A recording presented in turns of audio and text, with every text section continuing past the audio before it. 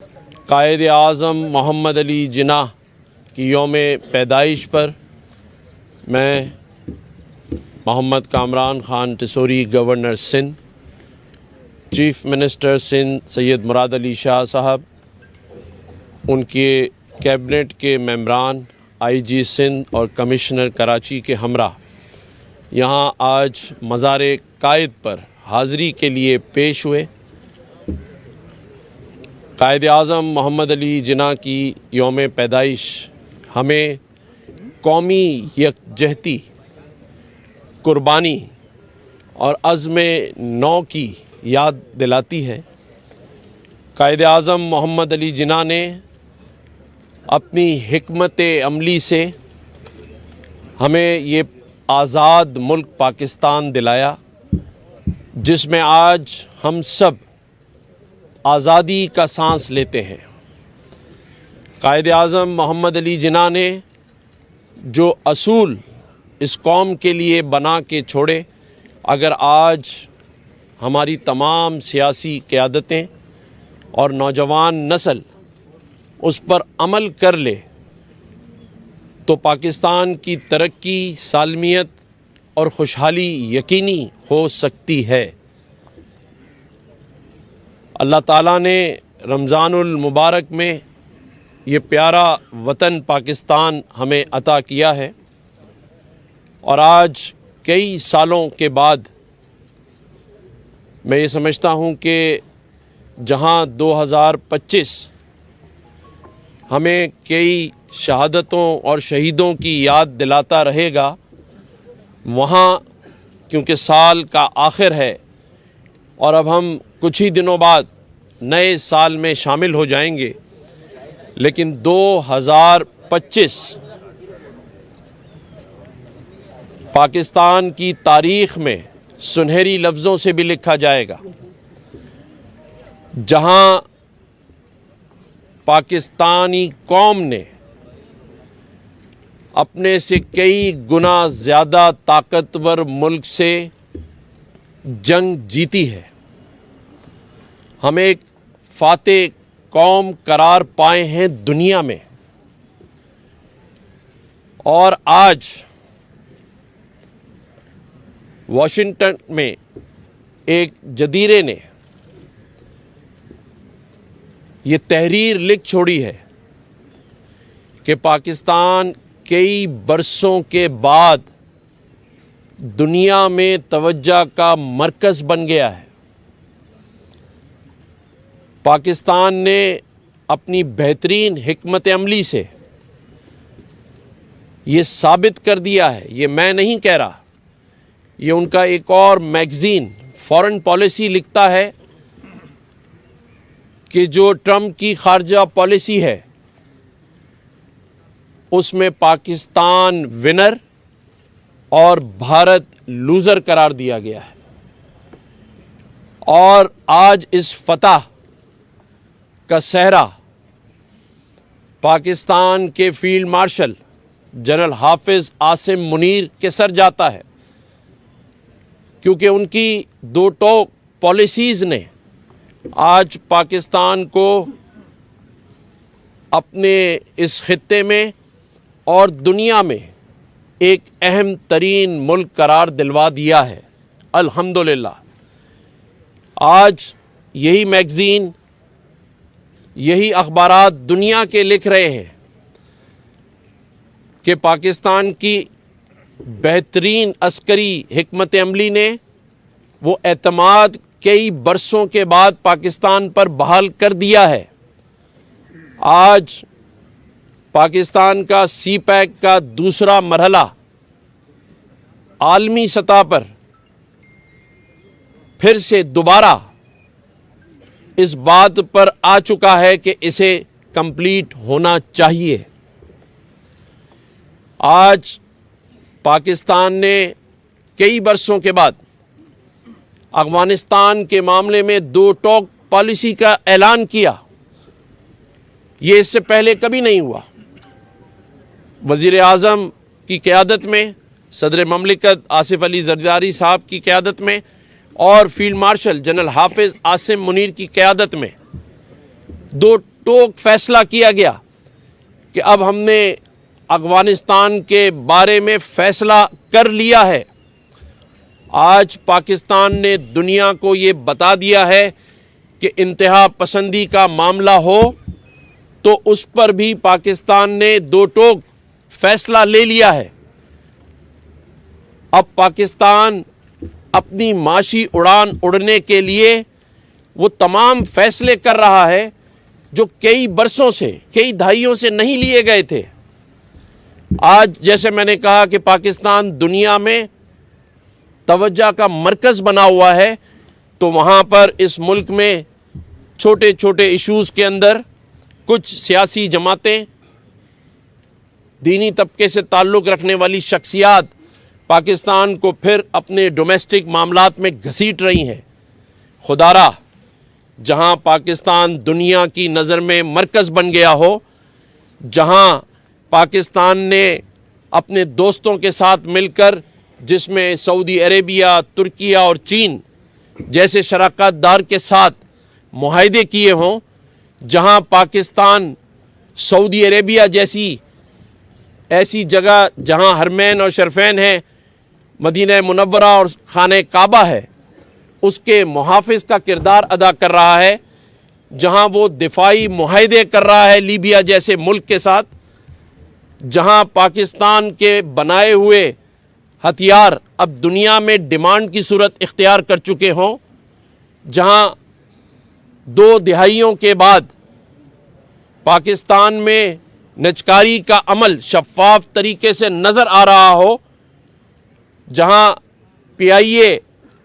جو air line ہے اس کی نجکاری کا عمل ہو چکا ہو، جو کہ ایک گیم چینجر بھی ثابت ہو سکتا ہے، کیونکہ جس طرح پاکستان مرکز بنا ہوا ہے دنیا میں، تو میں یہ سمجھتا ہوں کہ پاکستان نے ثابت کیا ہے۔ پاکستان نے کرپٹو کرنسی میں امریکہ کے ساتھ شراکت داری کے ساتھ اس کا الائی بن کر آگے بڑھا ہے۔ ہر وہ کام جس سے پاکستان اپنے معاشی بحران سے نکل سکتا ہے، وہ میں سمجھتا ہوں کہ فیلڈ مارشل کی قیادت میں اللہ تعالیٰ نے ہمیں دیا ہے۔ یہ میں نہیں کہہ رہا، یہ دنیا کے میگزینز اور اخبارات کہہ رہے ہیں۔ تو اگر دنیا تسلیم کر رہی ہے پاکستان کی بہترین سفارتکاری کو، پاکستان کی بہترین عسکری صلاحیت کو، اور پاکستان کے جو شراکت دار ہیں، جو کہ اب نظر آ رہا ہے، یو اے ای کے پریزیڈنٹ پاکستان آ رہے ہیں، اور پاکستان کے وزیر اعظم، پاکستان کے صدر کو، پاکستان کے آرمی چیف فیلڈ مارشل کو دنیا میں جو پروٹوکول دیا جا رہا ہے، یہ اس بات کی عکاسی ہے کہ واقعی پاکستان اپنی بہترین حکمت عملی، عسکری صلاحیت کی وجہ سے اور 5 گنا زیادہ طاقتور ملک کو شکست دینے کے بعد آج اس خطے میں ایک اہم ترین ملک بن چکا ہے۔ الحمدللہ پاکستان اللہ کی مہربانی سے ایک طاقتور ملک بن چکا ہے اور اسے دنیا تسلیم کر رہی ہے۔ خدا را اب ہمیں بھی تسلیم کر لینا چاہیے، خاص طور پر جو مذاکرات کو نہیں مانتے، پی ٹی آئی کے دوست، خاص طور پر اڈیالہ میں بیٹھا ایک مغرور اور تکبر زدہ شخص جس نے 4.5 سال کا تو حساب دیا نہیں اور دوبارہ حکومت میں آنے کے لیے اسلام آباد پر چڑھائی کرتا ہے۔ تو میں انہیں بتا دینا چاہتا ہوں کہ اس وقت اسلام آباد طاقت کا مرکز بن چکا ہے۔ الحمدللہ اب کوئی فائدہ نہیں ہوگا، بلکہ میں کہتا ہوں کہ ان سے مذاکرات بند کر دینے چاہیے، کیونکہ جب پاکستان کی ترقی کی بات ہو تو ایسے لوگوں سے مذاکرات کرنے ہی نہیں چاہیے جنہوں نے 4.5 سال پاکستان کو ترقی نہیں کرنے دی۔ پاکستان کی ترقی کی رکاوٹ میں ان کا پیر ہی بھاری تھا۔ آج پاکستان جس طرح دنیا میں اپنا مقام بنا چکا ہے، میں سمجھتا ہوں کہ پوری قوم کو اس پر مبارکباد دینی چاہیے کہ وہ ایک فاتح قوم ہے، اور اب مارکہ حق کے بعد مارکہ معیشت کے لیے ہم تیار ہیں، اور اللہ تعالیٰ نے چاہا تو جس طرح ہم نے بھارت سے جنگ جیتی ہے اسی طرح دنیا سے معیشت کی جنگ جیت لیں گے، اور پاکستان میں جو 24 کروڑ لوگ کئی سالوں سے اس معیشت کی ثمرات کا انتظار کر رہے ہیں وہ اسے ضرور ملے گا انشاءاللہ تعالی۔ پاکستان کی تمام فورسز نے شہادتیں دی، افواج پاکستان نے، ہماری پولیس نے، ہمارے سویلینز نے 90,000 سے زائد شہادتیں دی ہیں، اور آج اس قوم کا نوجوان اپنے مستقبل کا انتظار کر رہا ہے، اور میں سمجھتا ہوں کہ یہ خواب پورا ہونے جا رہا ہے۔ اللہ تعالیٰ اس میں پاکستان کو کامیابی عطا کرے، آمین۔ شکریہ۔ بسم اللہ الرحمن الرحیم۔ 25 دسمبر 2025 بانی پاکستان قائد اعظم محمد علی جناح کی 149th برتھ ڈے پہ مجھے یہ سعادت حاصل ہوئی ہے کہ گورنر صاحب کے ساتھ اپنی کابینہ کے ساتھ مزار پہ حاضری دوں، قائد اعظم کو خراج عقیدت پیش کروں، اور اس کے ساتھ ساتھ یہ عزم بھی کروں کہ قائد اعظم محمد علی جناح کے جو اصول ہیں، جو constitutionalism, rule of law, social service اور ایکوالٹی پہ مبنی ہیں، جو ہماری گورننس کے لیے ایک بہترین گائیڈ لائن ہے، اس کو فالو کروں۔ میں اپنی کابینہ کی طرف سے پورے پاکستان کے لوگوں کو قائد اعظم کی سالگرہ کی مبارکباد دیتا ہوں۔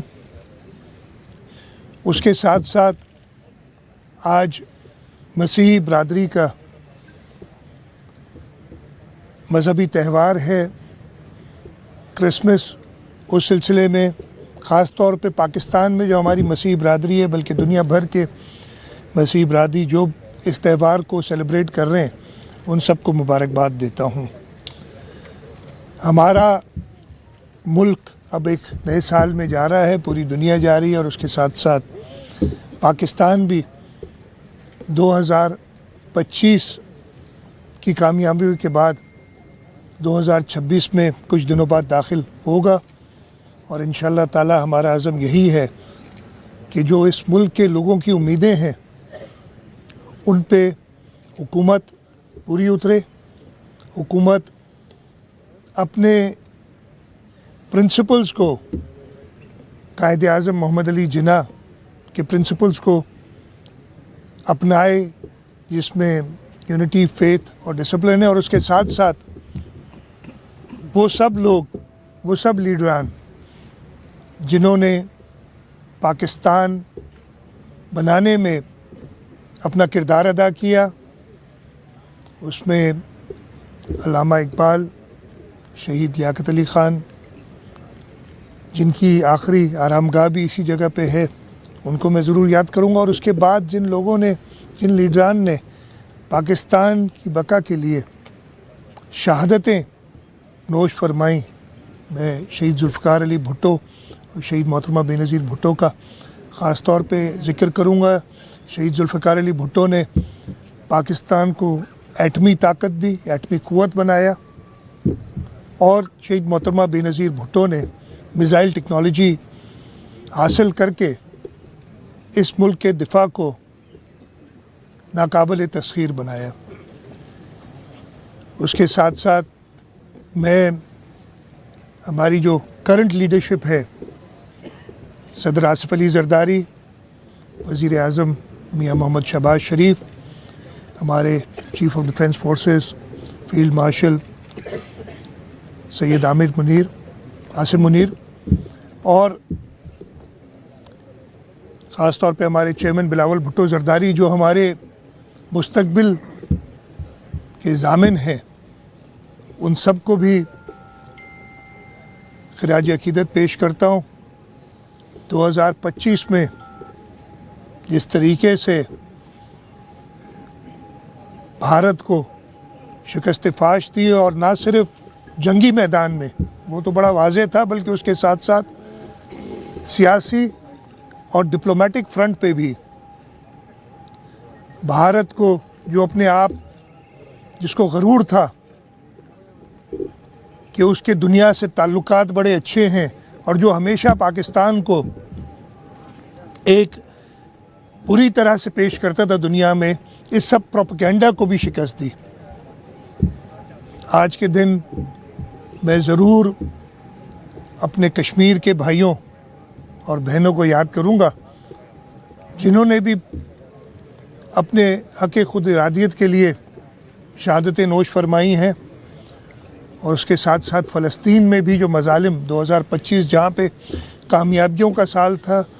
उसके साथ साथ हमारे लिए, पूरी मुस्लिम उम्मा के लिए एक अफसोस का भी मकाम था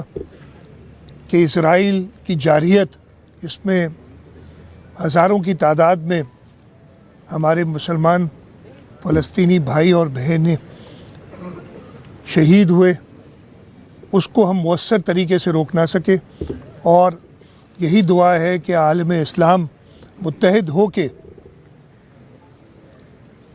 जो भी आलम इस्लाम के दुश्मन हैं उनका मुकाबला करे और हक़ पे जो हैं उनका साथ दे और हक़ की कामयाबी हो। आपका शुक्रिया जी। के हवाले से वैसे तो आपने पूरी बात बता दी, लेकिन जिस जिम्मेदारी पर आप हैं बहुत सारी चीज़ें आपको फिंगर प्रिंट्स पर याद होंगी। नए साल फिंगर टिप्स होती हैं, प्रिंट्स नहीं होती। हाँ, उस पर याद होंगी। पता नहीं अंग्रेजी। Okay okay. सिंधी में चाहो ताकि आंगुरन ते याद आंगुरन ते, हाँ सिंधी खड़ी गाला है यार। चलो मेहरबानी। हाँ सर, ये बताइएगा कि जो साल इस वक्त मुकम्मल होने जा रहा है, उस साल में आपने कौन से ऐसे बड़े मेगा प्रोजेक्ट मुकम्मल किए? देखो मेरा नए साल में क्या करने मेरा नहीं ख्याल है कि मैं अभी बैठ के दोबारा एक तकरीर शुरू करूं कि मैंने फलाना किया, सब जाहिर है। और अभी मैं ज़्यादा नहीं बोलूँगा। 2 दिन पहले हमने 3 बड़े प्रोजेक्ट्स, एक प्रोजेक्ट को कंप्लीशन पे ले गए, और वो प्रोजेक्ट है जो नबीसर से लेके थर तक, वजियार तक वाटर पाइपलाइन, जिससे 1650 मेगावाट हमारे ब्लॉक 1 में हमारे इंडिजिनस कोयले से बिजली बनेगी। 60 अरब रुपए का प्रोजेक्ट पब्लिक प्राइवेट पार्टनरशिप में उसको कंप्लीट किया। मैं सिर्फ ये इसलिए कि वैसे मुझे फिर पूरी तकरीर करनी पड़ जाएगी। दूसरा, हम यहाँ कराची में ही NED यूनिवर्सिटी में टेक्नोलॉजी पार्क बना रहे हैं, तकरीबन 10 लाख स्क्वायर फुट का, जिससे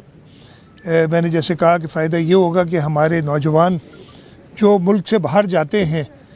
वो यहीं बैठ के अपने मुल्क के लिए ज़रा मुबादला कमा सकेंगे, उनको वही फैसिलिटीज़ हासिल होंगी जो किसी भी एक जदीद मुल्क में हासिल हो। और तीसरा, हमने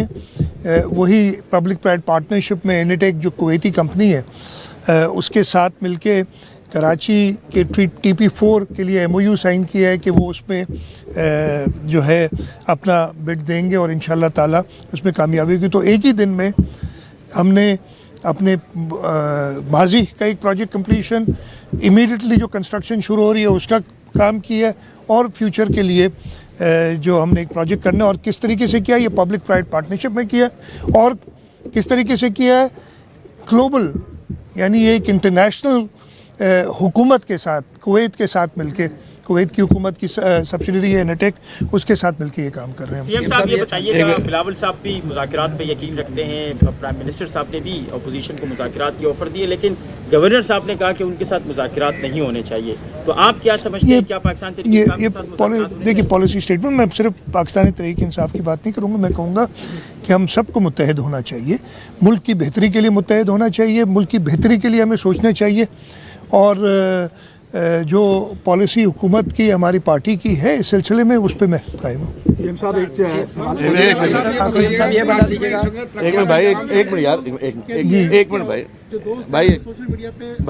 मिनट यार, सीएम साहब ये बता दीजिएगा कि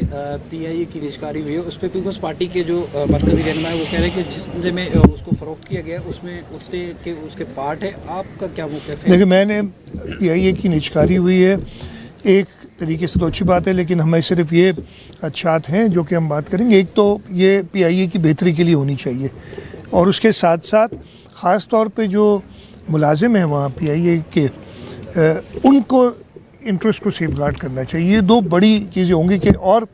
सर्विस, जैसे मैंने कहा, बेहतरी के लिए चाहिए बेहतर सर्विस हो और मुलाजमीन को प्रोटेक्शन हो। ये हमारे साहब ये बताइएगा सर, आप सर एक सवाल हो गया सर, इसी से मुतालिक सवाल है। अभी गवर्नर साहब ने इसको गेम चेंजर करार दिया, लेकिन इसके ऊपर लोगों के तहफ़्फ़ुज़ात भी है। चौधरी मंजूर के अलावा, जो कि आपके लेबर से ताल्लुक़ रखते हैं, उसके अलावा मुझे नहीं लगा कि पीपल्स पार्टी ने किसी सतह पे जो है इन तहफ़्फ़ुज़ात को या मैंने अभी तहफ़्फ़ुज़ात की बात की है, लेबर की ना अभी की है मैंने। Thank you sir, thank you. Steel mill भी सिंध की ज़मीन है, एक मिनट, सिंध की स्क्वायर अगर होगी तो सिंध के पास आएगी। ये पहले जी एंटी हो रही है। 2025 में सियासी मैदान में भी आपने काफ़ी सबको मिलाकर बिठाने की कोशिश की, जैसे सीएम ने भी कहा बानी पाकिस्तान की हम स्टेटमेंट यूनिटी फेथ इस समय हम काम करेंगे। 2026 में अब क्या प्लान है, खासतौर पर सिंध को उजागर करने के लिए और कराची को बेहतर बनाने के लिए? इसमें एक जो सवाल कुछ बातें आपकी नहीं मान जाती। एक ऐड कर लेंगे, अगर पीटीआई से मुज़ाकरात नहीं कर रहे तो क्या करना है? देखें, पहले सवाल का जवाब तो मैं आपको दूं कि इसमें कोई दो राय नहीं कि सिंध तरक्की करेगा तो पाकिस्तान तरक्की करेगा, और अगर 2026 में हमने अपनी तरक्की को आगे लेकर जाना है तो फिर सिंध पर और ख़ास तौर पे सिंध के दारुल खिलाफा कराची पर आपको भरपूर तवज्जो देनी होगी। और जब ये माशी हब कहलाता है, अगर यहाँ मईशत के असरात आएंगे तो फिर पूरे पाकिस्तान में आएंगे। और दूसरी बात जो आपने 26 की बात की है, मैं ये समझता हूँ कि अभी जो इंटरनेशनल मीडिया की मैंने आपसे बात को डिस्कस किया है, जब इसके असरात आएंगे ना, और हमारे पास भी जब मईशत को आगे बढ़ाने के लिए काम होगा, तो मैं समझता हूँ कि ये दुनिया में भी ये मिसालें हैं कि जब काम आ जाता है तो फिर लड़ाई झगड़े और चीज़ें पीछे चली जाती हैं। और जहाँ तक हमारे अरबाब चांडियो भाई ने कहा कि मज़ाकरात की बात जो मैं कर रहा हूँ कि नहीं होने चाहिए, वो इसलिए नहीं होने चाहिए कि देखें, पूरे पाकिस्तान की मीडिया की तवज्जो हासिल कर कर आज दुनिया की तवज्जो हमसे हटाने के लिए ये ऐसी बातें की जा रही हैं, और कुछ उनके ऐसे दोस्त जो कि पाकिस्तान दुश्मन साबित हुए हैं, वो यूके यूएस में बैठकर करंट अफेयर्स की तरह प्रोग्राम्स करते हैं कि जैसे पाकिस्तान में कोई उबाल आ गया है। लेकिन मैं समझता हूँ ये सिवाय केतली के उबाल के और कुछ नहीं है। पाकिस्तान इंशाअल्लाह ताला हम सब मिलकर, आज ये सारे हमारे पीपल्स पार्टी के दोस्त, MQM पाकिस्तान, मुस्लिम लीग नून, और जैसे इन्होंने कहा कि हमारी जो क़यादत है, वो सब मिलकर, मैं नहीं समझता कि कोई भी ये नहीं चाहता कि पाकिस्तान तरक्की करे। सभी उसके लिए मेहनत कर रहे हैं। इख्तलाफ हो सकता है लेकिन आगे बढ़ेंगे। अरे अच्छा, 17 सालों में सिंध हुकूमत तो क्या नहीं कर सकी जो तरक्की आपने अपने दौर में की? देखें, हम जब बात करते हैं ना कि कोलिशन गवर्नमेंट है, वफाक ने खालिद मकबूल सिद्दीकी भाई और MQM पाकिस्तान के दोस्तों को जो 20 अरब रुपए का तरक्याती पैकेज कराची के लिए दिया है, उसमें क्योंकि मैं वफाक का नुमाइंदा हूँ, तो हमने ये प्लान किया है कि जहाँ जहाँ वो काम होंगे उसका मुआयना, इफ्तिदा या उसको कंप्लीट कराने में मैं भी अपना किरदार अदा करूँगा। तो अगर वहाँ कहीं कोई ऐसा प्रोग्राम होगा तो जाएंगे भी, और ज़ाहिर है हम सबके लिए, पाकिस्तान के लिए सिंध की तरक्की बहुत ज़रूरी है। शुक्रिया। Thank you.